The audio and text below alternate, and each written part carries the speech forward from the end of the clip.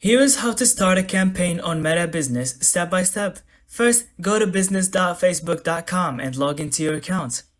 From the dashboard, click on Ads in the left sidebar, then choose Ads Manager.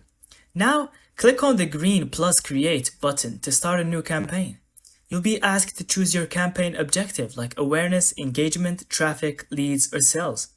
Select the one that fits your goal, then click Continue. On the next screen, name your campaign and decide whether to use Advantage Plus or set everything manually. Scroll down and set your budget and schedule, either daily or lifetime. Then move to the Ad Set level, where you define your audience, location, age, gender, and interests. Next, choose where your ads will appear: Facebook, Instagram, Messenger, or Audience Network.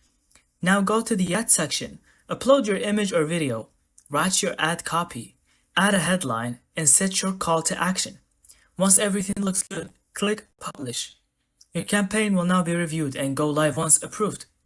And that's how to launch your first campaign on Meta Business. Fast, targeted, and ready to go your brand. Thank you so much for watching. I hope you found this video helpful. Don't forget to leave us your thoughts in the comments.